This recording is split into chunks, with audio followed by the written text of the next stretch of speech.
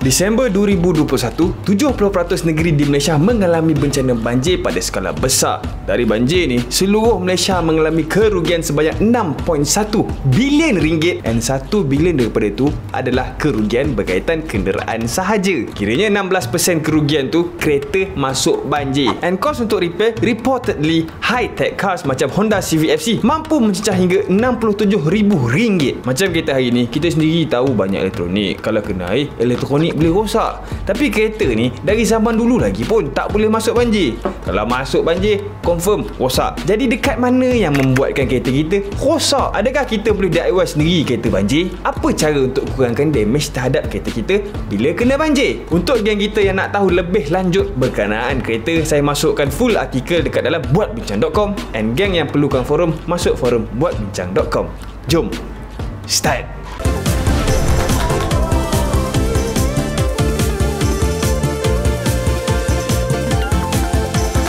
Bila kita banjir ni, air sampai dekat paras doorknob saja kita dah boleh declare tenggelam dah. First thing yang akan affect kereta kita is transmission, gearbox. Kita tahu yang fungsi dia adalah untuk transfer power to design ratio and torque output. Dari situ, force go through shaft and tayar kita. Dalam gearbox kita, manual, auto, ada number of sprocket ataupun puli yang boleh bekerja untuk convert semua power daripada enjin. Gearbox kena maintain equal barometric pressure dekat dalam tu. So apa cara dia? Gearbox akan ada vent untuk udara masuk ataupun keluar. Dan bila kereta kita dah kena banjir, vent ni yang akan serap air dulu. Sebab gearbox kita adalah antara peripheral devices yang paling rendah dengan ground floor. Bila air masuk dekat dalam transmission kita, friction lining setiap clutch kita akan serap and dissolve air tu dengan gum yang attach material dengan clutch plate. Even torque converter hari ni pun dia ada clutch juga. And dalam transmission kita ada lubricant, sama macam enjin kita perlu lubricant. Fungsi dia untuk sejukkan mesin and elakkan karat daripada forming dekat dalam tu. Bila air masuk ikut vent bercampur pula dengan lubricant, kekuatan lubricant mula berkurang. What does the blue button do?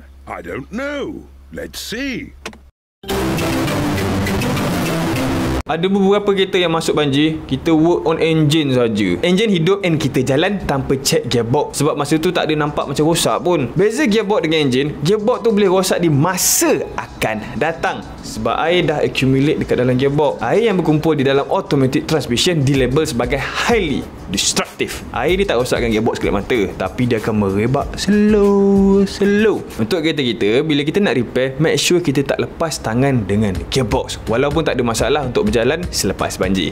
And then kita ada hydrolock.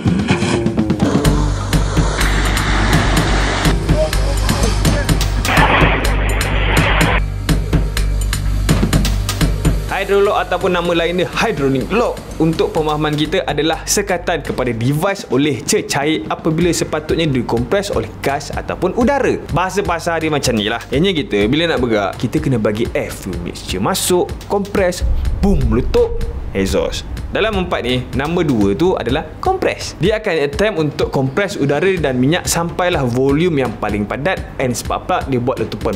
Hydrolock ni, udara terganti dengan air. Masa kompres nanti, piston compact benda yang tak boleh compact, iaitu air. Fluid prevent piston dari reaching the top stroke. Jadi piston rod akan bending. Itulah hydrolock. Obviously hydrolock is very harmful to our engine and we don't want that. Dah macam mana pula dekat tempat tertutup tu air boleh masuk? Walaupun enjin kita tak boleh nak nampak piston tu bergerak, tapi untuk enjin dapatkan air fuel mixture, enjin tetap akan ambil udara daripada luar. Udara luar lalu air intake masuk ke dalam throttle body, masuklah ke enjin untuk menghasilkan combustion. In case of banjir, once dia dah sampai level enjin B, air akan masuk ke dalam air intake melalui throttle body and settle down dekat dalam kita punya cylinder wall. Masa tu cylinder wall dah jadi macam botol air tu. Sebelum saya teruskan lagi, saya nak tunjuk Air freshener untuk kereta kita. Adakah perfume kereta mampu untuk menghilangkan bau banjir kereta tanpa basuh kereta?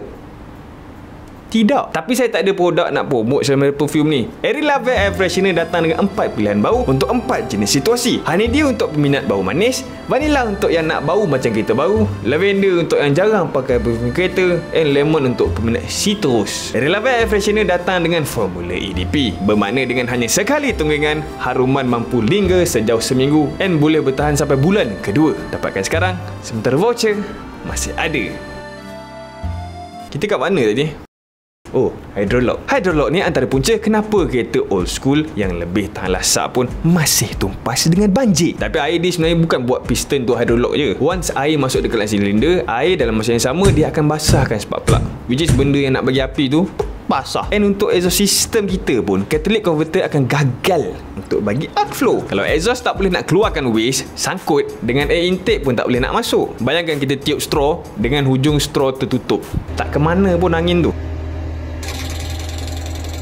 And obvious reason kenapa banjir merosakkan kereta kita adalah elektronik. Modern cars hari ni ada purata 62 ke 106 sensor dalam seluruh kereta, and lingkungan 50% adalah daripada enjin sahaja. Dia banyak dekat enjin bukan sebab kereta moden ada 20 silinder ke apa, tapi sebab nak bagi reading lebih accurate. Macam contoh, kereta 90-an dia ada satu sahaja oxygen sensor dekat exhaust, tapi kereta hari ni dia ada dua oxygen sensor. Satu dekat manifold, satu lagi dekat muffler. Betapa kita nak dapatkan bacaan accurate tu? Sebab tu sensor banyak tu. Satu sensor yang tak boleh nak dibaca, ada certain kereta dia langsung tak boleh nak start tu walaupun tak mengganggu operasi. Bila banjir, obviously semua sensor pun akan dipeluk oleh air. Kalau kereta kita tenggelam banjir masa bateri masih terpasang, sensor ni semua akan rosak. For sure bukan sensor saja elektronik yang ada dekat dalam kereta.